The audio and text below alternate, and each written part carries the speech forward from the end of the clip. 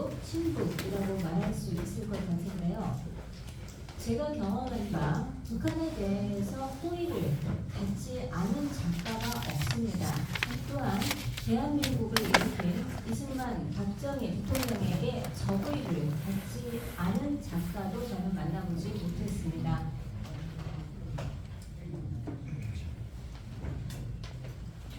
한국문단 작가 단체가 있는데요. 한국작가회의입니다. 그 단체를 움직이는 실천적 뿌리가 있습니다. 바로 사르트르의 참여와 문학 정신입니다. 사상가이자 소설가, 프랑스 최고 지성으로 알려진 사르트르는 맹렬한 공산주의자였습니다. 사르트르의 사상적으로 스승으로 알려진 모리스 메르로퐁티가 있는데요.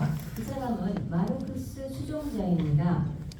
진보적 폭력, 즉 미래 건설을 위해서 필요한 폭력은 용인해야 한다고 주장했던 사람입니다. 사르트르는 메르로퐁티의 사상을 더 강력하게 계승했고 문학이란 사회의 변혁을 가져오는데 이바지해야 한다는 참여 문학을 주창하게 됩니다. 사르트르의 참여 문학, 이것이 바로 우리 사회에서 벌어진 많은 폭력 시위를 기록하고 참여한 작가단체 한국작가회의의 근간이 된 건 물론입니다. 사르트르는 또한 6.25 전쟁은 미국의 사주를 받은 남한의 도발로 북한이 일으킨 전쟁이라고 주장을 했는데요. 한국문단은 사르트르의 이러한 주장을 그대로 받아들이고 있습니다. 조금 전 조우석 평론가님이 말씀을 하셨습니다. 가장 중요한 백낙천과 창비에 대해서 말씀을 드리려고 하는데요. 한국 문단을 실질적으로 장악하고 있는 사람입니다. 한국 출판계 최고 권력을 가진 창작과 비평, 창비의 실소유주의자, 좌파의 원탁회의의 두뇌라고 알려져 있습니다. 창비에서 세계문학 전집이 출간되고 있습니다. 발란사를 한번 눈으로 읽어봐 주십시오. 자본주의를 악으로 규정하고 공산주의적 세계관을 지향하고 있다는 걸 아실 수 있습니다. 오늘 세미나의 가장 핵심인데요. 한국 문화의 계보를 좀 더듬어 드리려고 합니다. 여태까지 한국 문학을 여러분들이 읽어 오셨든 안 읽어 오셨든 우리 문화 사회의 문화의 흐름이 어떻게 흘러왔는지, 사고의 방향을 어떻게 바꿔왔는지 간단히 정리해 보겠습니다. 1960년 최인훈의 광장이 나옵니다. 읽어보신 분들이 많으실 텐데요. 극단적으로 이야기를 하자면 이 소설은 북한도 문제가 있지만 남한이 더 나쁘잖아. 남한에 동조를 하느니 차라리 바다에 빠져 죽겠다 하면서 남북 분단 문제를 본격적으로 왜곡한 초창기 대표적인 소설입니다.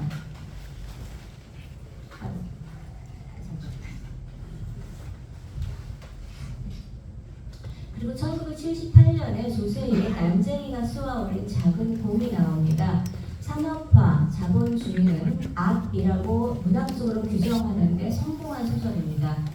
많은 사람들이 도시로 나와서 공장에서 가발 만들고 신발 만들고 남의 나라 전쟁터와 사막과 광산을 뛰어다닐 때였습니다. 그러니 오죽 고생이 많았겠습니까?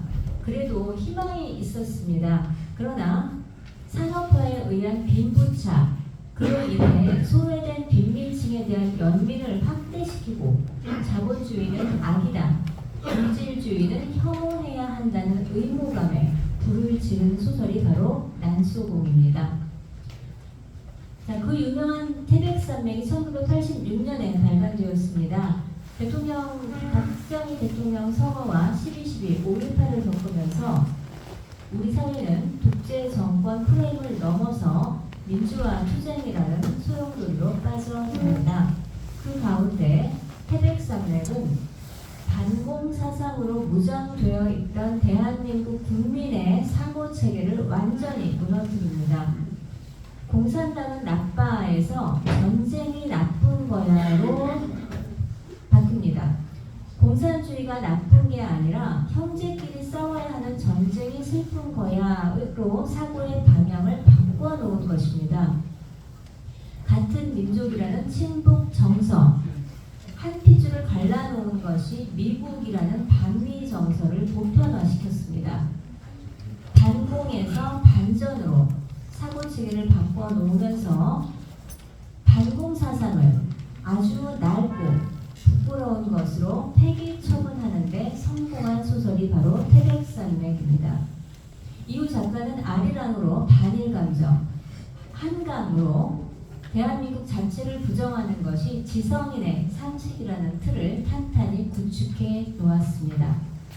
그리고 1990년대 한국소설로 넘어오는데요. 무자비한 독재 시대가 바로 과거였다. 현재는 민주화라는 사회적 공간들을 형성하면서 대한민국을 집요하게 부정하고 태어나지 말았어야 할 나라였다고 끌어내립니다. 산업화에 소외된 개인과 피해의식을 키우는 동시에 은희경, 전경림, 신경수, 공지영 등 여성 작가들의 소설이 나오면서 가부장제를 비판하고 전통 가정을 파괴하고 페미니즘이 본격 태동하게 됩니다. 2000년대에 들어서면서요, 가장 대표적인 작가라고 할 수 있는 것이 제가 볼 때는 황병승 시인인데요. 여장 남자 시코쿠라는 시집이 있습니다. 제목이 상징하듯 어떤 내용이신지 알겠죠. 그런데 이것을 신선하다는 풍조 위에 기존의 전통을 본격적으로 파괴하는 시기가 바로 2000년대였습니다. 사회주의나 공산주의를 처음부터 대놓고 문학계에 들여오지 않았습니다. 포스트 모더니즘이라는 그럴듯한 이름으로 기본 정서, 기존 문화, 보편적 개념, 긍정적 가치관을 천천히 파괴해 갔습니다. 그 즈음부터 소설 문법의 해체 작업도 본격화되었습니다. 서사가 있고 문법이 맞고 논리 정연한 인과를 통한 인간과 인생의 의미를 탐구하는 소설은 한물간 구시대적인 작법이라고 문단에서 철저히 배제시켰습니다.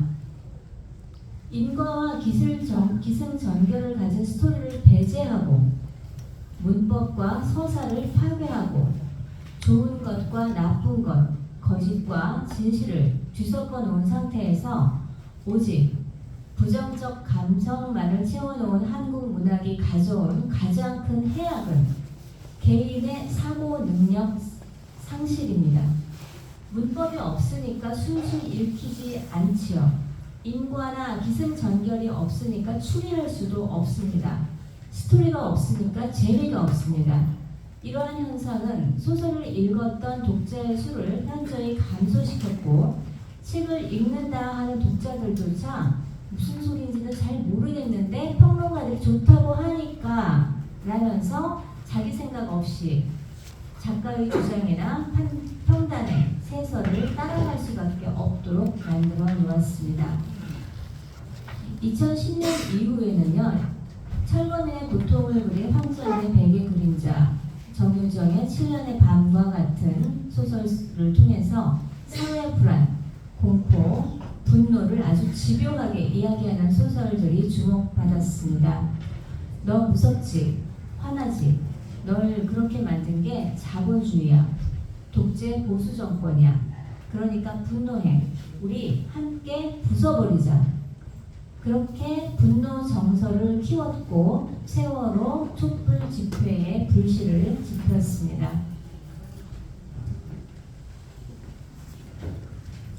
여러분들께서 잘 아시는 작가를 한 명 한 명씩 좀 살펴보겠습니다. 네. 조정래는 아까 태백산맥이 한 800만 권 팔렸다고 했는데 글을 져서 총 통틀어서 1700만 부가 팔렸습니다.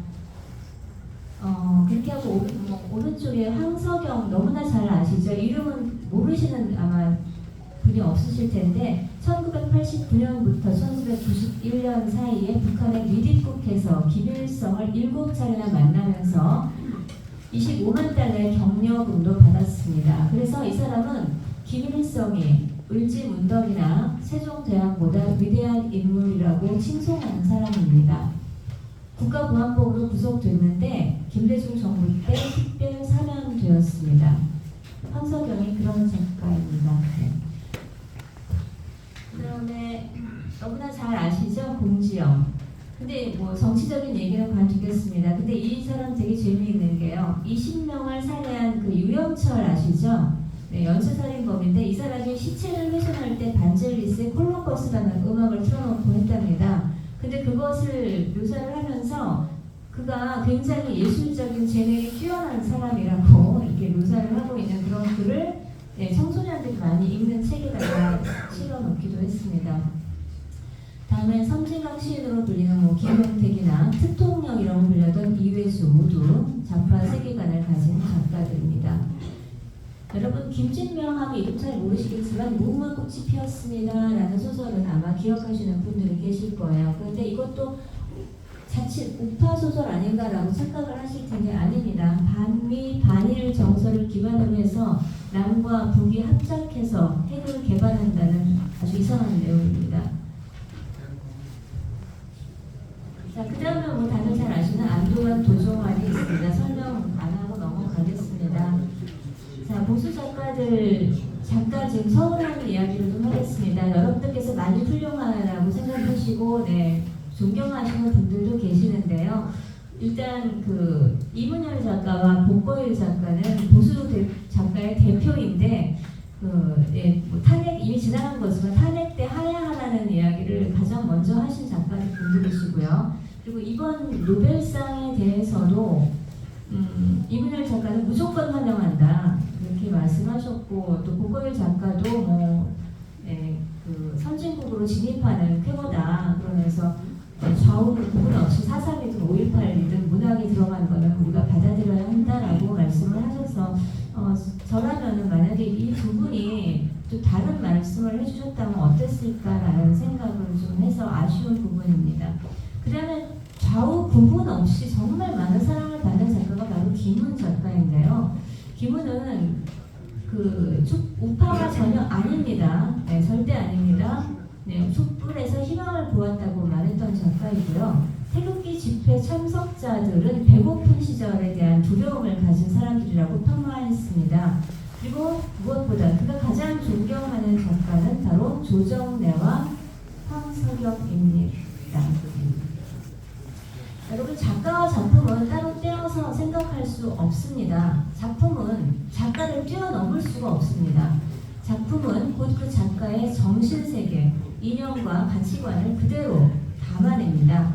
글 속에 99가지 좋은 이야기를 했어도 단 한 문장 안에, 한 문단 안에 단 대한민국 정서나 사회주의, 공산주의 시각을 넣는다면 그건 맑은 물에 떨어뜨린 먹물 한 방울, 건강한 몸에 독극물 한 방울의 효과를 내기에 부족함이 없습니다. 그래서 작가가 어떤 생각, 어떤 세계관을 갖고 있는지를 반드시 여러분들께서는 아셔야 합니다.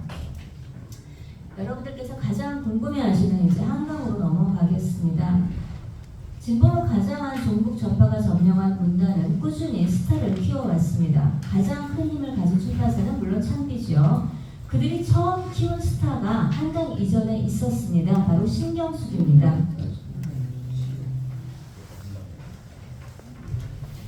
네, 엄마를 부탁해는 2011년에 맨 아시아상을 받으면서 100만 부 베스트셀러에 올랐습니다. 창비가 외국에서 상을 받으면 대박이 난다는 걸 실감한 첫 케이스가 바로 네, 신경숙이었습니다. 그런데 2015년에 그 신도리코라는 별명을 얻으면서 표절 작가로 매도 완전히 폭로가 됩니다.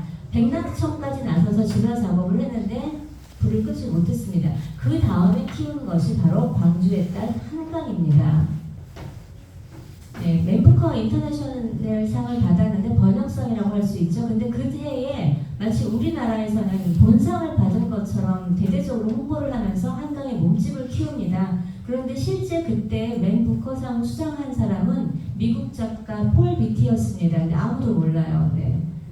그리고 지금 근데 그 맨부커라는 이름을 달자마자 이제 한강이 뉴욕타임즈에 기고를 하면서 6.25는 강대국 간의 대리전이었다. 그리고 미국이 전쟁을 말하면 몸서리 진다. 뭐 이런 이야기를 하는 칼럼을 발표했습니다. 그의 작품들 뭐 채식주의자나 그다음에 소년이 온다, 접근하지 않는다 이런 작품들 옆에 문재인 도서 전문 광고 매니어죠. 그 당시에 다 광고해줬습니다. 시간이 없다고 해서 빨리빨리 넘어가겠습니다. 네. 네. 네. 소년이 온다 내용 뭐 제가 페이스북에다가 많이 올리고 또 많이들 공유를 하셔가지고 알고 계실 것 같은데요. 이후 한강은 이제 오늘의 대한민국을 부정하는 두 편의 소설을 썼습니다. 국가와 군대가 선량한 광주 시민을 학살했다는 주장을 담은 것이 바로 소년이 온다이고요. 국가와 경찰이 선량한 제주 양민을 학살했다는 소설이 바로 작별하지 않는다입니다. 이거는 뭐 잠시 지나가겠는데요. 그 문재인이 광고한 소설들이 전부 다 뭐 반일, 반미, 빨치산 찬양하는 책들 뭐 이런 책들입니다. 그러니까 이 사람이 추천한 책은 알아서 걸러주시면 됩니다. 네, 출판시장과 정치에 대해서 이거는 꼭 좀 말씀을 드리고 싶은데요. 여러분들 베스트셀러는 우연히 만들어지지 않습니다. 정말 좋은 작품이라고 베스트셀러가 되기는 정말 힘들고요. 그 좋은 예가 바로 조남주의 82년생 김지영입니다. 이 책은 2016년에 출간됐는데 노회찬이가 불을 지폈습니다. 페미니스트 대통령이 되겠다고 했던 문재인에게 선물하면서 비약적인 판매 상승이 이루어졌고요. 박원순 서울시장이 또 한 번 언론에 홍보하고 나서 영화 개봉이 이루어집니다. 그러면서 100만 부를 뚫었죠. 그러면서 여성 페미니즘이 엄청나게 이제 기승을 부리게 되는 겁니다. 네, 여러분들 한번 좀 우리 자신을 한번 돌아봤으면 좋겠습니다. 2023년 기준 우리나라 성인 1년 독서량 3.9권입니다. 이에 반해서 조금 연도가 조금 뒤긴 하지만은 일본 월평균입니다. 연평균 아니고요. 월평균 독서 권수가 일본은 6.1권, 미국은 6.6권입니다. 자, 우리나라 3.9권. 둘 중에 한 명은 아무도 책을 단 한 권도 읽지 않은 이 나라에서 과연 소설책을 몇 권이나 읽었을까요? 그런데 한강의 노벨 문학상 수상 이후에 책을 사겠다고 서점이 문을 열기 전부터 줄을 섰습니다. 그의 노벨상 수상을 축하하지 않는다고 마녀사냥을 당했습니다. 수상 직후 베스트셀러 1위부터 10위까지 한강의 책들이 점령했고요. 채식주의자는 그러니까 수상 전 발표나기 전에 비해서 696배, 소년이 온다는 784배, 작별하지 않는다는 3422배나 판매량이 늘었습니다. 그래서 출판계가 호황일까요? 제가 어제 출판사 사장을 한 명 만나서 물어봤습니다. 그랬더니 그분 말씀이 이 나라에는 독자들이 이 나라에는 소설가 작가가 한강 한 명밖에 없는 줄 압니다. 책이라고는 한강 책밖에 없는 줄 압니다. 그래서 출판사들은 다른 때보다 더 불황의 늪에 빠졌습니다. 라고 말씀을 하시더군요. 정말 코미디 같은 묻지 못할 현실입니다. 네, 노벨 문학상이란 거 과연 무엇인가 한번 좀 보겠습니다. 제가 왜 비판을 했을까요? 1901년부터 노벨 문학상이 수여가 됐습니다. 그런데 노벨 문학상은 당대 최고 작가에게 주는 상이 아니었습니다. 원래부터. 노벨상은 더군다나 최근에 와서는 대륙과 인종, 성별을 돌려가면서 차례차례 줍니다. 무엇보다 정치적입니다. 그 대표적인 예가 바로 톨스토이입니다. 스웨덴과 러시아의 불편한 외교 관계 때문에 노벨 문학상을 받지 못한 세계적인 위대한 문호지요. 그 사람이 톨스토이가 그 옛날 사람 같은데 노벨 문학상이 시상할 때 살아 있었습니다. 결국 몇 번이나 노미네이트가 됐지만 결국 못 받고 세상을 떠나셨습니다. 그 외에도 뭐 이름만 봐도 너무나 눈이 부신 작가들, 노벨상을 타지 못한 작가들 너무나 많습니다. 그다음에 제가 언급한 그 옐렌커라는 작가가 있습니다. 저는 이 사람 작품을 지금 제가 표지 올린 것들 거의 다 읽었는데요. 한광의 수준과는 정말 비교할 수 없는 너무나 문학적으로 뛰어난 작가입니다. 근데 이 옐렌커는요, 중국 당국에 의해서 그의 작품 거의 모두가 금서로 지정이 됐습니다. 왜일까요? 중국 공산당을 비판하는 작가입니다. 작품 속에 얼마나 잘 녹여냈는지 모릅니다. 기회가 되신다면 꼭 한 번씩 읽어봐 주시기 바랍니다. 자, 이제 우리나라 그 작가의 그 단체, 작가회의의 면면을 좀 간단히 살펴보겠습니다. 이 작가회의가 하는 일이 정말 많습니다. 그 중에서 그 어떤 집회나 아까 사르트르의 실전 문학에 따라서 폭력 시위나 이런 데 다 참여하고 기획하는 건 물론이고요. 친일 작가를 선정합니다. 민족문제연구소와 함께 추진하는 또 하나의 주요 사업입니다. 친일 익명사전을 제작해서 여러분들 너무나 좋아하시는 시인들일 것 작가들입니다. 노천명, 모윤숙, 서정주, 김동인, 최남선, 주요한 등을 전부 다 친일 작가 42인으로 선정을 했고요. 문학사에서 추천을 하려고 하고 있습니다. 네. 자, 그러면서 그 빈자리에 누굴 채우려고 하냐면요. 월북 작가, 북한 작가, 그리고 민중 작가라고 하는 사람들입니다. 특히 여러분들은 잘 모르시겠지만 남한 작가 중에서 그 200만 명을 죽여서 사회혁명을 완성하자고 했던 난민전 아시죠? 네, 남조선 민족해방전선 그 활동을 하다가 체포당했고 수감당했던 김남주 시인이 있습니다. 이 사람에 대한 그 신격화는 아주 뭐 지금 말도 못합니다. 이 사람 작품 제목만 몇 개 알려드릴게요. 진호누가, 나의 칼 나의 피, 조국은 하나다. 제목만 들어도 어떤 작가인지 아마 감이 가실 겁니다. 이름이 뭐라고 그러십니까? 김남주. 그 숙제 교수한 사람? 아니요, 남자입니다. 깜짝 놀랐네.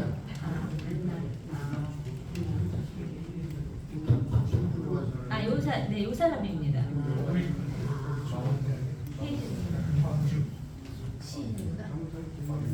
네, 또 작가회의는요, 그 문학공모 심사위원 위촉을 다 하고요.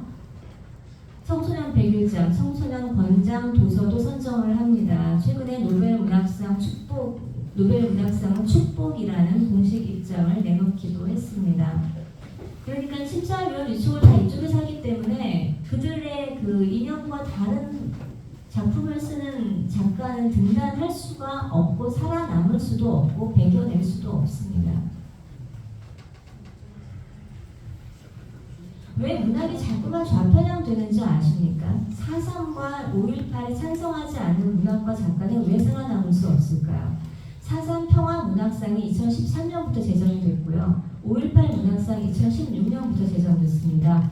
그 각 재단과 한국작가회의가 함께하는 공모전이고 그들이 심사를 합니다. 상금도 어마어마합니다. 5천만 원씩 되고 그러는데요.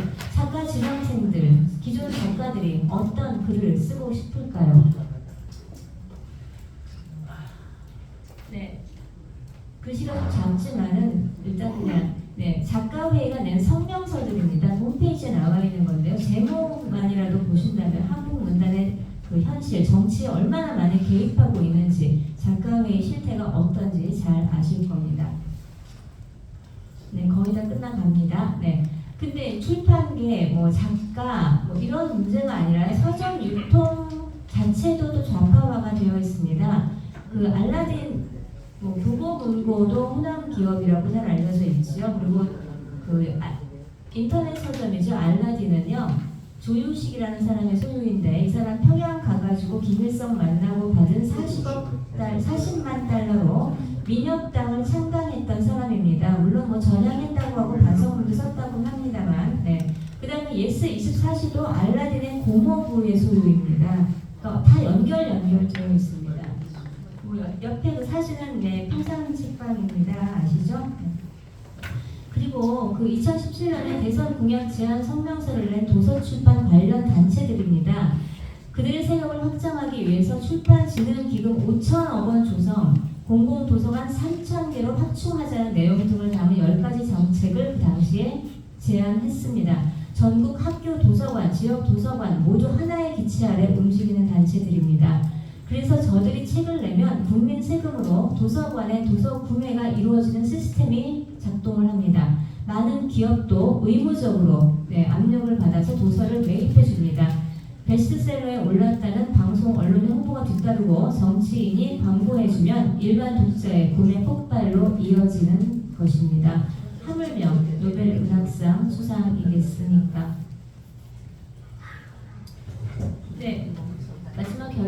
보겠습니다. 한국 문단, 한국 문학, 한국 좌파들은 좌파 이념에 매몰되어 있습니다. 자유 경쟁, 전통 가정, 보수의 가치 등 기존 세계의 덕목과 전통 파괴를 목적으로 작가와 문학이 정치적 도구로 이용되고 있습니다. 문단이 원하는 글을 쓰지 못하는 작가는 살아남을 수 없습니다.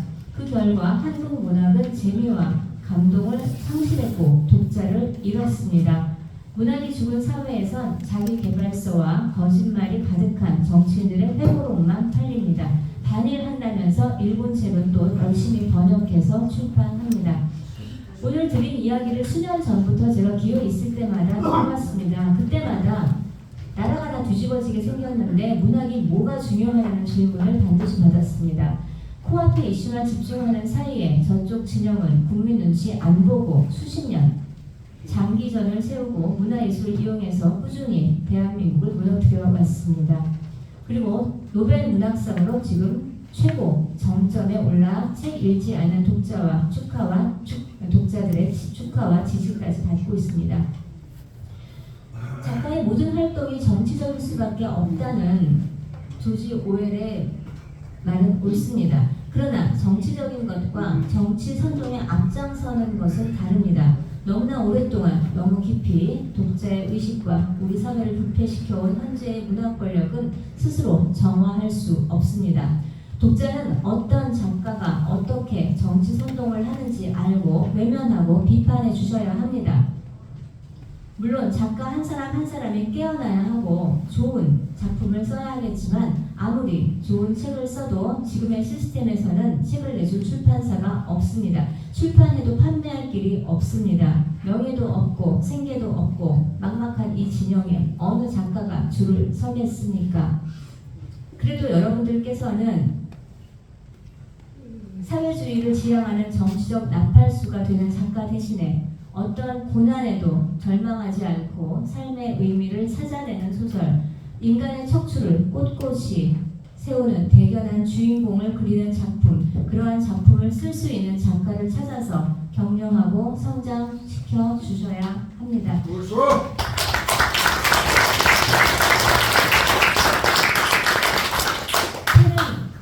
펜은 칼보다 강하다고 하지만 눈앞에서는 아무런 힘도 발휘하지 못하는 것처럼 보입니다.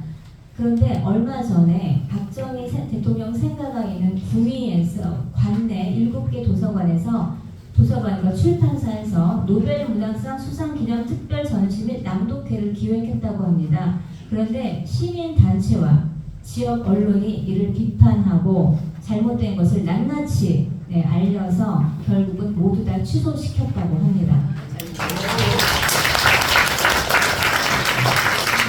여러분, 세상이 한심하다고 방관하지 마십시오. 목소리를 내주십시오. 요구하면 바뀝니다. 바뀔 수 있습니다. 마지막으로 부탁드립니다. 옳은 소리를 내는 작가가 돌팔매 맞고 무릎 꿇지 않도록 해주십시오. 펜을 놓지 않도록 해주십시오. 그 길을 찾아야 문학이 더 이상 정치 권력의 노예로 전락하지 않습니다. 그 길을 만들었을 때 경험 많은 작가가 거짓을 거짓이다, 진실을 진실이다 외칠 수 있는 힘을 얻습니다. 그럴 때 사람 본연의 마음을 되찾고 자기 자신을 믿고 사회가 바로 설 수 있습니다. 오늘 이 자리가 문학을 바로 세우는 길, 저들이 빼앗은 문학의 영토를 되찾고 우리 사회가 바른 길로 나아갈 수 있는 출발점이 되기를 바랍니다.